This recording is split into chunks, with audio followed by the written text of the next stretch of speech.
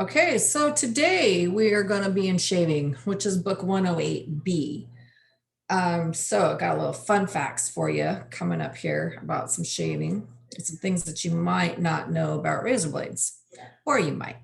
So let me get this screen share here going. And keep for what? So get some chips out of the back room.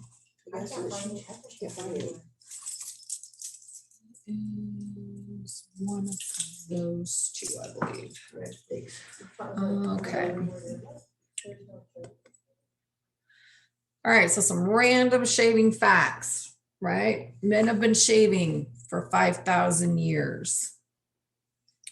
Other little fun facts here. There's over 25,000 hairs. Some are hard as copper wire and of the same thickness. Your beard grows between 4.921 and 5.906 inches per year. And the average man will shave more than, or spend more than 3,000 hours shaving in your life. Think that's true? Probably, right? So 90% of cartridge users change their razor based on feel. So, cartridges like little disposable razors and that type of thing, or the ones that have, 5 blades and that type of stuff on there. So little fun facts about those. Most of them are not stored properly. So before you start to use these razors, they should be ran under hot water for a few minutes just to sort of get them like primed, right? So some of the things like razor burn, redness, ingrown hairs, and some of these other issues can be helped just by using the razor properly. So clients at home might be using these types of razors. It is important that we teach them how to take care of them. So prior to use, place it underneath the hot water for a few minutes to like prime the blade. Once you're finished using it, rinse it thoroughly with hot water using the force of the water until it's completely rinsed clear of all little hairs and maybe even some dead skin. Then place that to dry. Okay, those little hanging stands are really good to dry, but don't leave it in the bathroom. The moisture from the shower and all of the other things that happen in the bathroom can actually cause those razor blades to rust or dull fastest. So they should be stored not in the bathroom while it's drying. Also, how often do you use these cartridges? Well, probably about 4 times is about all you should use, and then change it after that. So yeah, it could cost some money doing that. What do you mean by cartridge? You mean the blade? Yeah. So those ones that you change, that you can buy the like 4 or 5 little blades on one razor head, and then you just pop it off and change it. Or like the disposable ones, those are like called cartridges on there. Okay. Mm. So the average man takes 150 strokes per shave. That's a lot, I think. That's what it said. 10 to 15,000 follicles. I believe that. Okay. And properly store their blade.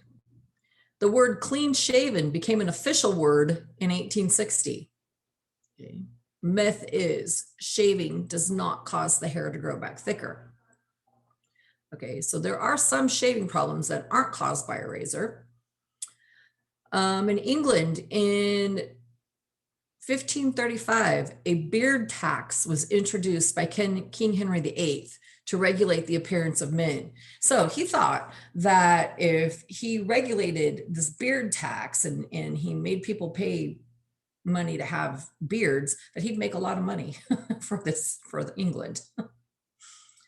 Okay, so pressing harder provides a closer shave. True or false? I think that's true or false? No, yeah, that's not true. Morning is the best time to shave. That is true. Okay. Shaving against the grain yields better results. You think that's true or false? Say that again. Shaving That's against true. the grain yields better results. I think it depends. Yields? What does that mean? Are you going to get a better result if you shave against the grain, is what that's saying. I think Definitely. it depends on your preparation. Yeah, it could, but it also could depend on the hair. I mean, all the things are saying that that's a false statement, but it could depend. Yes, there could be lots of variables in that. Is water good enough for a shave? No, it's not. All the books and everything else are saying that you need to have some type of shaving cream or gel to put that like a lubricant against the skin so that it doesn't irritate. Okay, using hot water makes shaving easier. Is that true or false?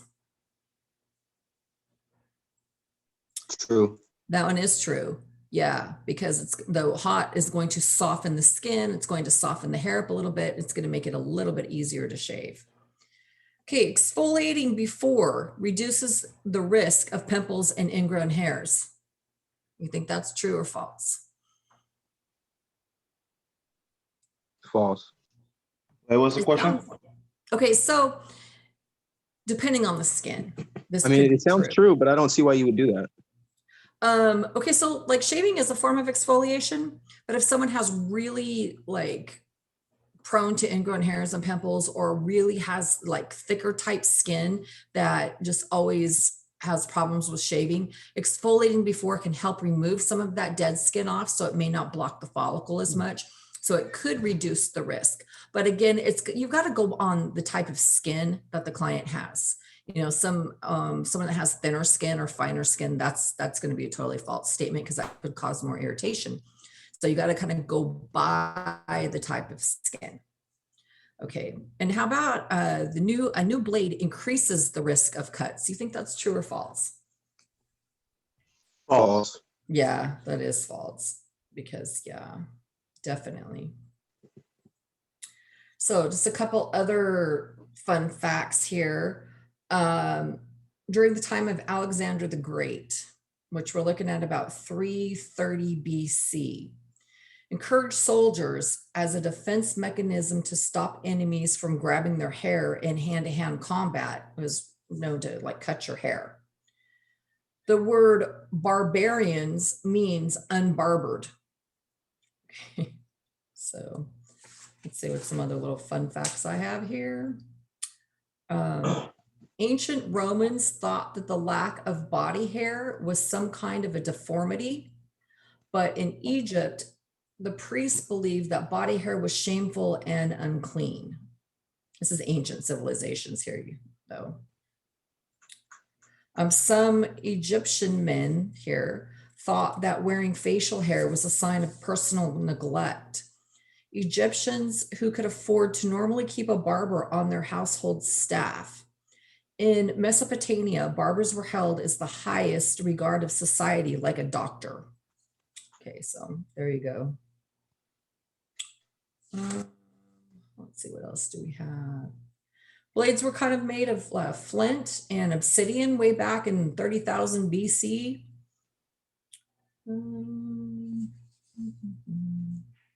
At 300 BC in Rome, men of the age of 21 were required to have their first shave. This was a celebration as their entry into manhood with a huge elaborate party.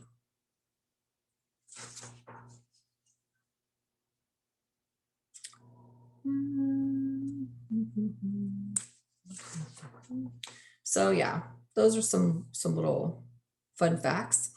Last little fun fact here. In 1895 in the United States, King Camp Gillette, a salesman for the Baltimore Steel Company, comes up with an idea for a new type of disposable razor blade. Over the next 6 years, he promotes and sells his idea to backers and tool makers in order to make the dream shaver a reality. And guess what? Gillette's a big name in shaving to this day. And 1895, so, 100 or so years ago, shaving became a big thing around here in the United States. Women didn't even start shaving their armpits until the early 1900s, when a executive from a magazine had a woman on the front cover in a fashion that actually showed her armpits of that day. So she was wearing this dress that like showed her armpits. And the man that was looking at the cover said, "Oh, well, that doesn't look like it should be there." So that's how women started shaving armpits. from that guy. Is that crazy? To me, that's crazy. So let's get back over here to our thing here. And there we go. So if I was to say to define shaving, you would say shaving is the removal of hair from face and neck using a bladed implement without causing irritation to the skin. That's your definition of shaving. Okay, so shaving can enhance, balance, or conceal facial features. It can create the illusion of a stronger jaw or a chin. It can hide birthmarks, moles, or blemishes. Beards can anyway. And it can give a more mature or masculine appearance with facial hair. Facial hair will reflect trends, goes through phases of popularity. Facial hair and grooming and shaving are standalone services, or you can add them in with other types of services in the shop. So here's some more history here. Okay, men have practiced facial grooming or shaving for such reasons, right? Diseases, religious, local customs or laws, or expression of fashion and style, like we just talked about. So during this prehistoric period, during the Paleolithic age, they found evidence of shaving. Clamshells were used as tweezers. They found those in cave paintings that showed, the prehistoric man like tweezing hair out with clamshells. Sharp teeth and sharpened flints were used for shaving, razor blades, even obsidian. Razor-like stone tools used to skin animals and remove facial hair. In ancient Egypt, men liked hairless or false beards. Facial hair was a reflection of social status in ancient civilizations. Upper class men in Egypt often had a full-time barber to live with them. Less affluent Egyptians would see the local barber to have their faces and heads shaved, sometimes even daily. And then Egyptian pharaohs, while clean shaven, are often shown wearing elaborate false beards. These are believed to have religious significance. There are also evidence of Egyptian queens wearing false beards. Okay. Barbers were important to temple priests who had their entire bodies, including their head and face, shaved every 3 days. Okay, so let's think about this for a second. This is ancient civilization. So their instruments were pretty crude in what they used to shave. So a lot of times people would get cut.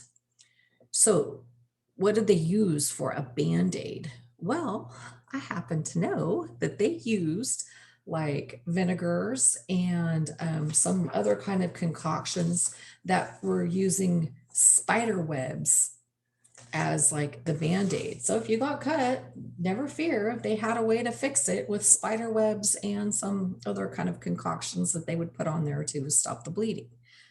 Ugh, creepy, right? Spider webs, could you imagine? So during the Middle Ages, most knights wore a beard that indicated manhood and honor. Catholic clergy were required to be clean shaven and a display of celibacy.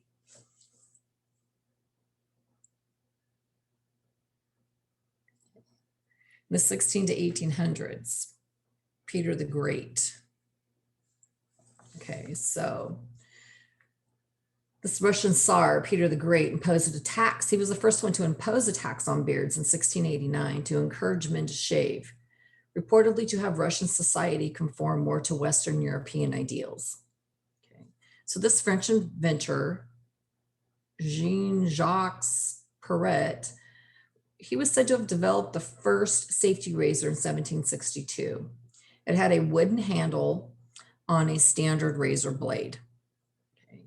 In 1880, the Camphy brothers, Frederick and Richard, and Otto patented and then marketed a safety razor for the first time. They incorporated a guard along the edge of a blade, as well as a lather catching head. So it doesn't look too different from some of the other ones that we have seen in the past. In the 1900s, beards were believed to carry bacteria. So clean shaven look was preferred. So a goatee, which is hair on the chin, right, with no hair on the cheeks, can be traced back to ancient Greece and Rome. It was introduced into mainstream cultures by beatniks and jazz musicians in the 1950s. The chevron mustache, which is the result of a normal mustache growth, was mainstreamed during the 1980s. I never even knew it was called chevron until I started reading barbering books. I had a different name for it. In 2000s, right? Facial hair came in 2010. This is when the beards became trendy again. In the 60s, the beards were super trendy. They kind of went out and now they're really back in again. So it started at 2010, became very trendy. So we'll see how long they last. But if you look at facial hair, if you just look throughout history, it's kind of funny. There's even some studies now that people think that, full beards mean that you're like even a better father. I don't even know where that came out. Better parenting, more attractive, you're healthier, and you're more masculine. All right. So clients, how many people out there you see that could just change the look of their face just a little bit by maybe squaring off their beard instead of having it rounded? So facial shapes, they're going to play a big role in this and how we see them. Okay. So some of the things that we need to look at are your facial features, your bone structure, your skin, the texture of your skin, the texture of your hair, and then hair growth. How does your hair grow? How curly is it? How straight is it? How dense is it? How thick is it? So we're going to start with the face shapes. By learning to identify these face shapes, it can also help you figure out which type of beard would look best on this client.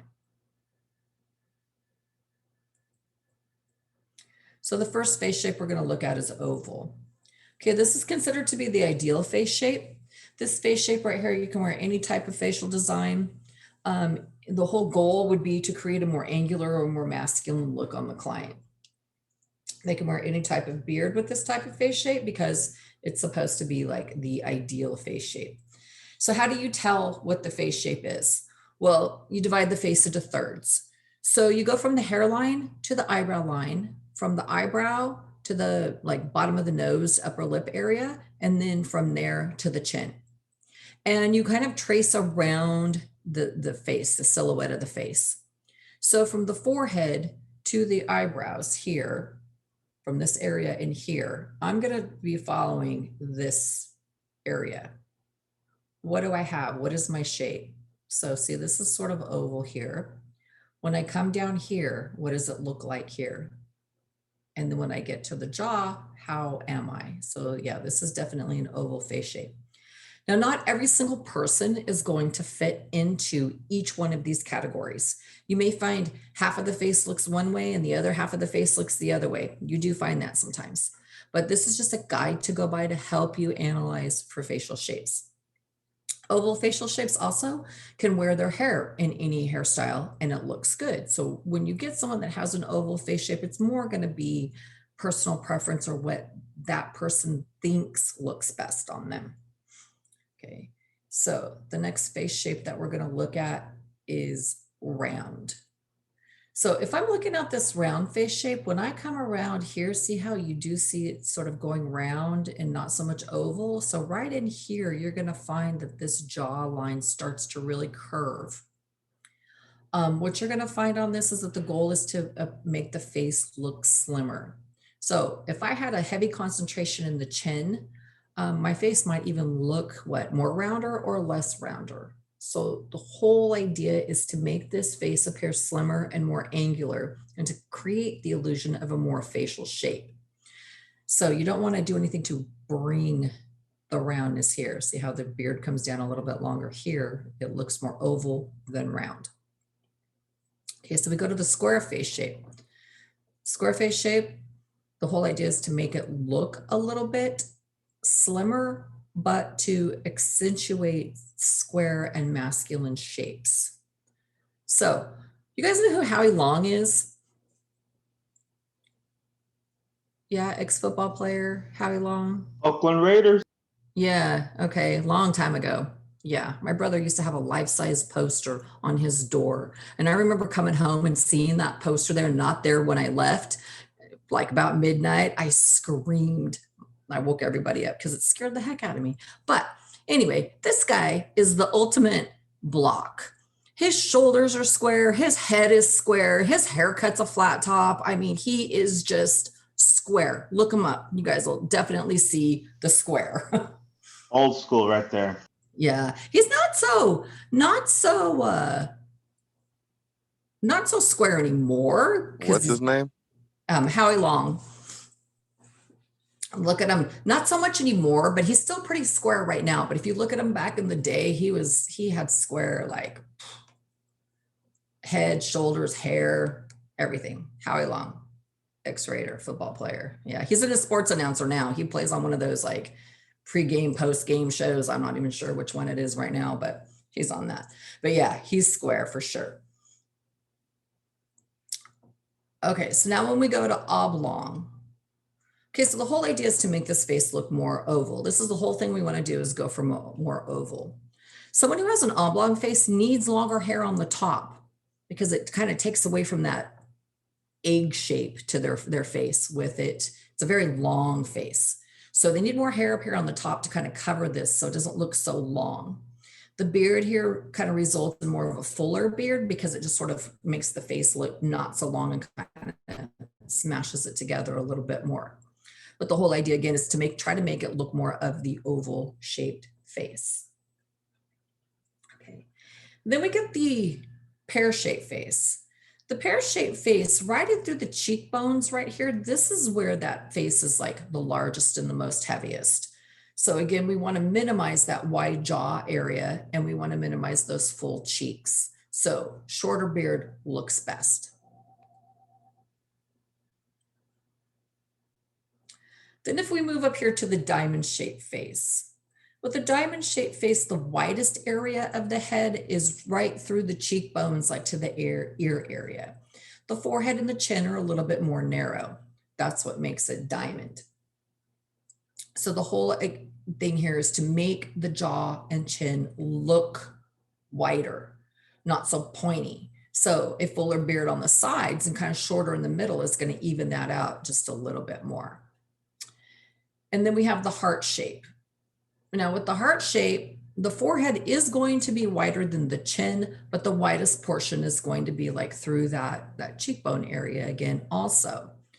Also, the heart shape is known as the inverted triangle. Okay, so I think if you're talking to a guy, inverted triangle face shape might sound a little bit better than a heart shape. So cheekbones are the widest, the jaw is narrower. So again, you want to create that illusion of being wider through there. What shape face do you think you have? Alejandro, what shape face do you think you have? I have more of the, let's see. Oh, you know what? I don't even know because it's been so long since I've seen my face. But I think it's more of the rounded one. Okay. Yeah, because with the long beard, it's really hard to tell for sure. Lugo, what do you think you got? I got oval. Okay. Junior. Oh, Junior. Mm-hmm.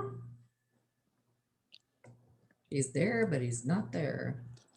All right. Nick, what do you think you have? I don't know, you tell me. Huh? I said, I don't know, you tell me. Probably oval. Oh, Probably oval. I would think you have more oval too. Yeah. But with facial hair, it could throw the illusion off. You could have something different, but yeah, you probably do have more oval. How about you, Ruben? Where'd he go? Mm-hmm. Okay.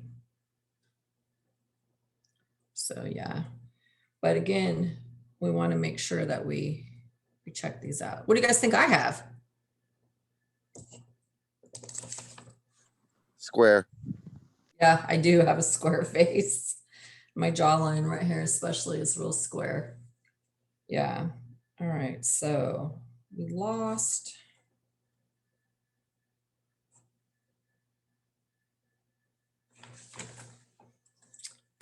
We lost a couple people. Okay, so the next thing that we look at, so there's 1, 2, 3, 4, 5, 6, 7 face shapes. Okay, 7 face shapes. So the next thing that we look at is a profile. Profiles from the side, right? Well balanced, well proportion is what we should be looking at. So someone who has a convex profile will have a prominent nose. Well, that which kind of means that their face is kind of sticking out a little bit. So their nose is going to be a little bit more prominent from the side. So any type of a beard, any type of a goatee is going to help balance this out. Okay, so it's not going to look so,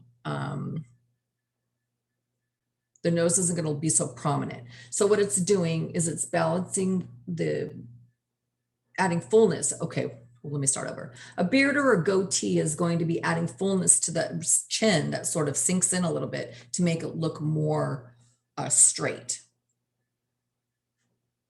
Okay. Concave means that your face is sort of going to be sinking in a little bit, like you're going in that cave.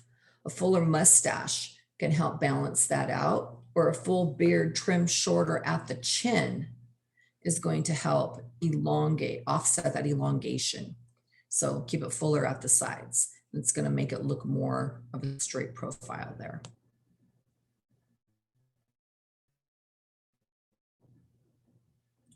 And then angular is going to have these sharper lines. It's going to be sort of a combination of both of them with the jaw and the nose. So what you're going to want to do with that is add a mustache and close cut beard to visually soften the shape of the jawline and then balance the haircut if possible.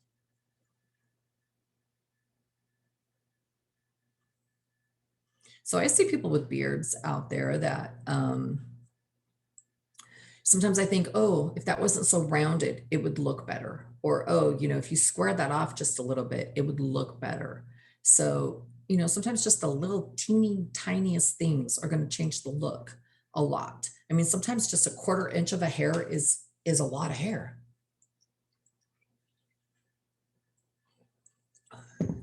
So keep that in mind. Also, you have to look at the bone structure. Okay, bone structure is going to influence the way that you shave hair, right? So, I mean, we have our 14 zones, but sometimes in real life, when it comes to the type of bone structure and the texture of the hair that the person has on their face, yeah, we may not be able to follow those. So bumps of bone protrude from the skull.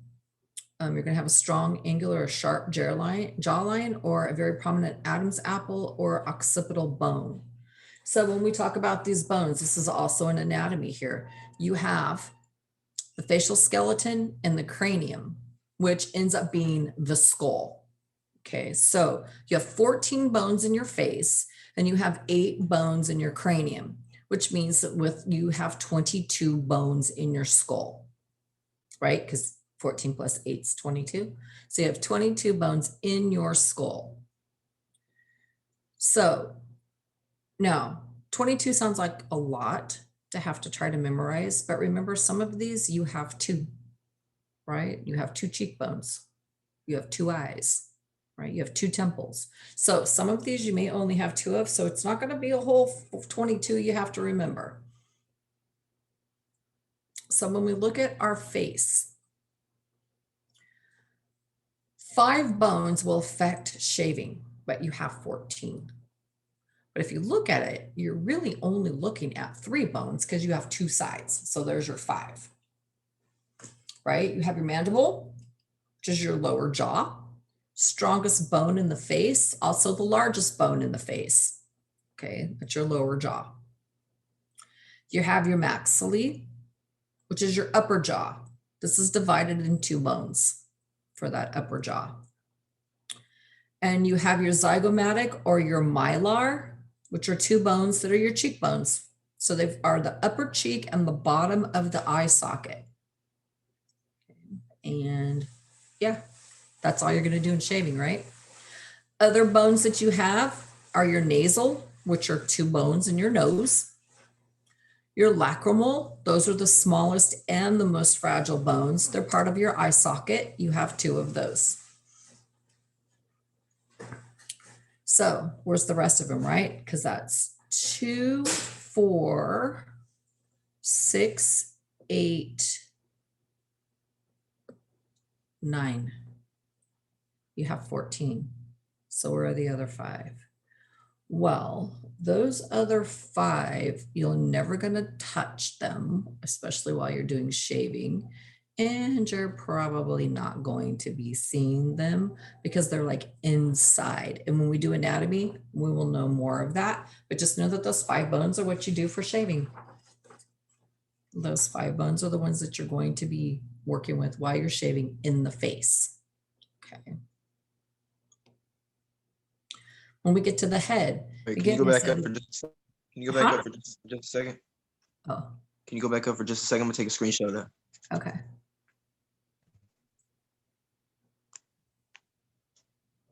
Yep, you're good. Thank Okay. So then when we get to your head, your cranium, you have 8 bones there. You have your frontal, your parietal, your occipital, and your temporal. All right, so your frontal bone is your forehead. Yeah, you're going to shave that if you shave for a lineup or if you do a full head shave. So you're going to know where that's at. You have 2 bones that form the crown and the upper sides. That's your parietal bones. Okay, you do have that. Your occipital bone, back of the skull. That's where you'll find that little bone that sticks out if you reach in the back, indentating above the nape area. So that's what separates your nape from the rest of your head there, is your occipital bone, considered to be also one of the most important bones of the head in our business. Your temporal bones, 2 bones directly above the ears and below the parietal bones. So pretty much we should all know where our temples are by now, right? So that's the bone. Other cranium bones include your sphenoid, which is behind your eyes and nose. You're not going to touch that. But the important part about that one is that it connects all of the bones in the cranium together. Okay. And then the ethmoid, which is behind your eyes and forms part of your nasal cavity, but you're not ever going to touch that one either. And then when we get to the neck, we have our hyoid or our Adam's apple. Okay, so got to watch out with that. Thing about that bone is that it's U-shaped and it's a bone that is not connected to any other bone in our body. Okay, so you also have cervical vertebrae, which form the part of your neck. And doing neck shaving, you may come into contact with those. Some might stick out farther than others. So you got to be a little bit more careful with that. So we've got the face shape, we've got the type of skin that the person wants. We know what the bone structure of the face, and now we have to think about the skin that we're going to be shaving, right? So during shaving, the skin is exfoliated by the blade. So we want to avoid irritation and other damage. So skin analysis, right? During your facial. Well, you're not even doing a facial, but well, you might do a facial with the shave, but we're going to be definitely doing our skin analysis. This is why we need to know about that. Okay. Always look for your cuts, abrasions, disorders. Always check out moles, ingrown hairs, scars, freckles, anything. I mean, anything and everything, but we should identify these prior to starting. And please do, because I didn't do that before and I've made mistakes of cutting them. So don't do that, which I knew better, but you know, don't do that. Always pay attention to these. Okay, moles should be very marked to avoid shaving. Flat, if they're flat, you could kind of stretch them and very carefully shave over the top of them. But if they're raised, stretch out and just go right up to it. Don't try to go over it. If you have ingrown hairs, shave with short, even strokes following the grain. Okay. Same thing with a scar. Scars can be shaved over, but most of the time, if you have a scar, like you don't have hair growing out of the scar just due to the fact that, you know, it's damaged that tissue underneath, so hair is no longer going to grow. But if you do have hair growing out of the scar, make sure that it's very, very flat. Okay. So some skin, usually fair skin, reddish skin, thinner skin, older skin, will be sensitive. So it does have the potential to be irritated. So what we want to do is angle the blade, not very steep or not very aggressive or not flat. So it should be at approximately 30 degrees. Avoid excess and repeated razor strokes in one area. Keep skin very well lubricated. Avoid excessive strokes. Oh, I said that already. Okay. Do not proceed or shave over if redness or blood spots are visible, especially when you're doing a second pass. So watch out for that. Thin skin, yeah, very likely to split during shaving. So make sure that it's very, very light touch. And angry skin, be real careful with that, which is layers that have been removed from aggressive shaving. So if someone has the thinner skin, what we want to do is, if you break or split the skin during shaving, or you shave too aggressively, you can remove layers of the skin. The skin can be red and brittle with no elasticity. There can be visibly raised bumps around the hair follicle, bleeding if the surface is uneven, lack of flexibility, which means the blade can't properly grip the skin and it can skip. So what's going to happen is it's going to be patchy. Okay, so this skin needs time to heal before you actually try to go and give them another shave, or before they try to shave themselves again. Okay.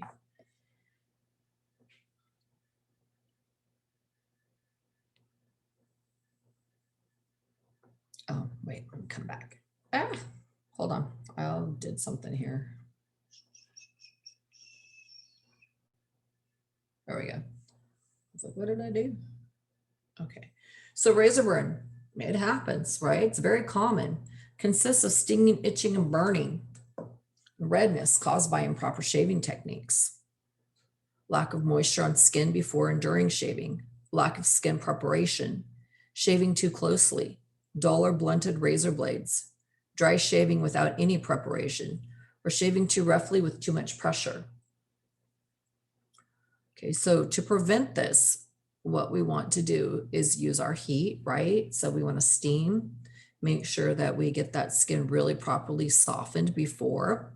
Use water on it with our shaving cream, or even a pre-shave product, like a shaving oil or pre-shave oil, and then put the gel or the shaving cream over the top of that.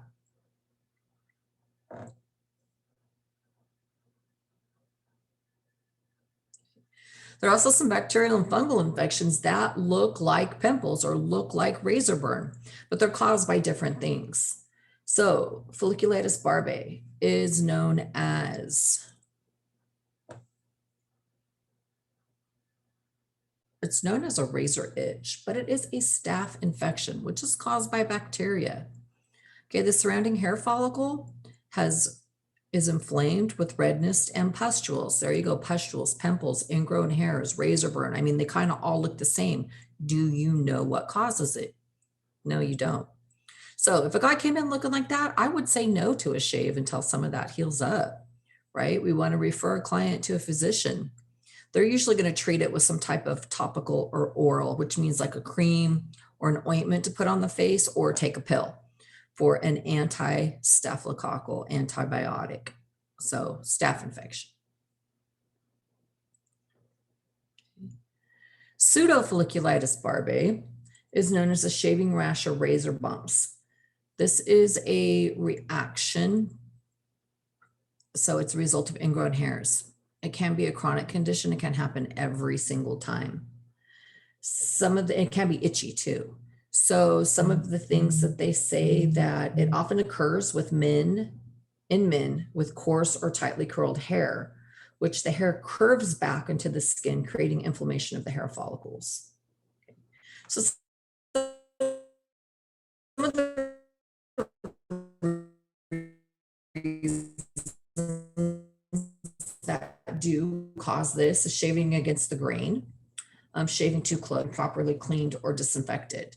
So something that might help prevent that would be an electric razor or a razor with a super sharp blade. But if this happens and they go to the doctor, which you'll need to refer them to a physician because you don't want to shave over anything that looks like that, they'll be treated with some type of a cream or an ointment to help reduce the irritation and the itching. Okay.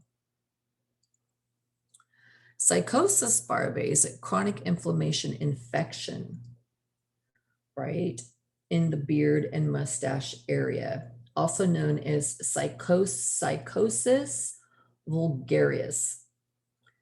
It's an infection. So again, it has bacteria in this. It's characterized by pain, itching, and burning. Papules and pustules, or some type of lesion that are punctured by hairs. When the papules and pustules heal and crusts form, which is a scab, it can eventually leave scars and result in permanent hair loss in those areas. So usually the cause of this is contact with a contaminated implement. The condition is aggravated by shaving and nasal discharge, usually in the upper lip area. So go to a doctor. That's all you can do is go to a doctor on that one. And then you have Tinea barbe, which is ingrown hair, or ringworm. And ringworms are a result of a fungus, right? So looks like redness, swelling, blisters, and lumpy skin. Could have some scabs around the hair follicle. Okay. Usually occurs in older adolescents and adult men. The cause is a fungus that requires keratin for growth. Then the treatment is go see the doctor. They'll either give you a pill or a topical antifungal medication. And they kind of all look the same, right? So as we go into other skin disorders that you can see, we just have these in our skin chapter. So hopefully you remember these, because remember your test is on Thursday on this stuff on your skin chapter. So diseases and disorders are often accompanied by skin lesions. If we remember what skin lesions are, it is a abnormal change in the skin. Okay, so what we're looking at is primary and secondary lesions, any abnormal change. We're not going to shave over anybody that has anything that looks like this. Okay, so our primary lesions, vescules, which fall under bullas, herpes simplex, any type of a little water blister thing is like a vescule. We don't want to pop that because we don't know what's inside of it, so we're not going to touch it. We have a pustule, which is like a pimple with pus. So we're not going over that because we know if it has pus, there's a bacteria there, so we're not going to touch it. Hives, those are going to be those nice little red rash things that we don't want to mess with. And then tumors are going to be raised like hard knots in the skin. Okay, so we're not going to be messing with that. Secondary lesions, again, we're not going to go over those either. We have psoriasis, right? So now psoriasis is not contagious, and sometimes we can work around psoriasis, but again, we have to look at how bad is it. Sometimes if it's there though, the skin is irritated, so we're not going to shave over it because we're not going to add any additional irritation to that skin. Okay, a crust is a scab, so all we have to do is wait for that to heal, and then we can shave over it again. Scales, scales are like dry skin, but it can be psoriasis also. So again, it's already irritated, so we're not going to irritate it even more. Excoriations are scratches, like a scratch or like a rug burn or a road rash. We're definitely not going to shave over any of that. Fissures are like cracked lips. They're cracks in the skin. Again, we're not shaving over anything that's cracked. And then ulcers are open sores. So if we see anything open, we're not touching that at all. So after we've done all of our consultation and we've seen the face shape and the profile and what the client wants, and the type of skin that they have and checking out their bone structure.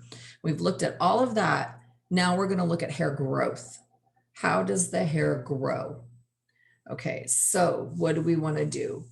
The grain of the hair determines the direction that the hair flows on the skin surface. So if your question asked you, what determines the direction that the hair grows on the skin surface, or the hair flows on the skin surface? That is the grain, right? Go with the grain. So this is something that we also have to analyze so we know which direction to shave. Some people are really hard because their grain goes in all kinds of different directions, you know, but changes in grain occur when growth in opposite or different directions meet. Okay. So the direction of the hair growth indicates the razor position and stroke to shave with the grain. It also indicates the direction to move the clipper or the comb across the grain also. Okay. So hairline shapes are determined by the growth patterns. So hairline, now we're thinking about the outside of it, right? Hair growth patterns also determine if the hair will lie down as it grows, or if a pattern or a whorl or a cowlick or something like that is going to show up. Do people get cowlicks in their beards? Sure they do, right? They get whorls in their beards for sure. I've seen whorls. Or maybe not so much cowlicks, but whorls. So when we're looking at the facial hair, usually it's thicker and curlier than the hair on top of the scalp. It's usually coarser. There's usually different color sometimes. It's a different color than the hair.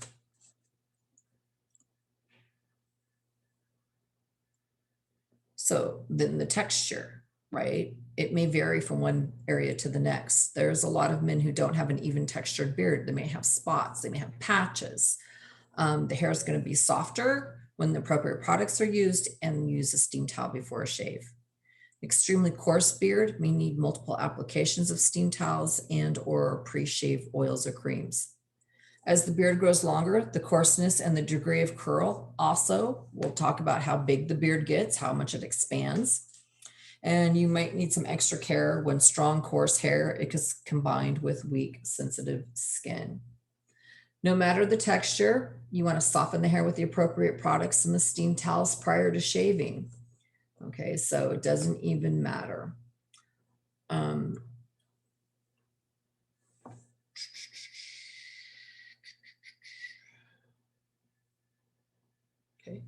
clients with curly and tightly curled beards need extra special attention because they're going to be more prone to ingrown hairs. So there's some recommendations for this that might make it a little less ingrown hair. So you want to soften the hair with a hot towel, pre-shave cream and oil. Use short, smooth, light strokes without pressure while shaving. Avoid strong pressure with any tool. Never shave against the grain to avoid risk of ingrown hairs, and avoid shaving too close. So tell the client at home, use a gentle cleanser and exfoliate daily. Shave every couple of days. Use a single blade safety razor one time. Apply aftershave, preferably with a low to help smooth that out, and use aftershave containing witch hazel instead of alcohol. So actually the ingredients in some of the aftershave does help, but a lot of men like that burn. It's like, give me that burn. Boom, boom, boom, right? They don't have the burn, it doesn't work. So hair color is another factor. Lighter colors appear to come forward, darker colors appear to recede. So someone that has a lighter color beard, it's going to look a lot thinner than someone that has a coarser or a darker color beard, right? Or how about the amount of contrast between the beard color and the skin color? That can make a difference too. So you can color beard hair. They do make all kinds of color out there for it, but remember, it's around the face, right on that skin. So you have to be careful with the color that you're using, but they do make beard color. So we're going to stop right here for today. Who does not have their assignments for this week? No one? Junior, did you ever show up?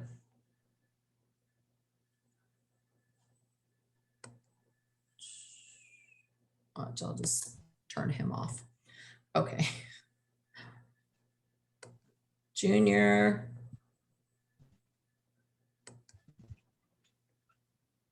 No junior. Okay, we lost Ruben and we lost Lugo. All right. So since you guys have your assignments, I know you two do, so we're good on that.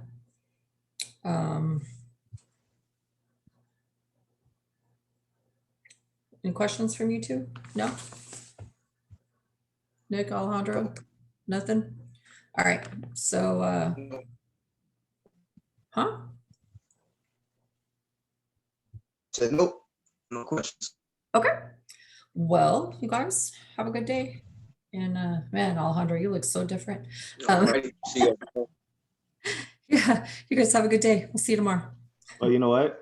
I used to have this haircut going through elementary, junior high, and then I switched over to a slick back and I actually went through that phase with a ponytail Oh, and I actually grew that ponytail down halfway my back with the braids and all that. And I had like marbles and all everything like at the end.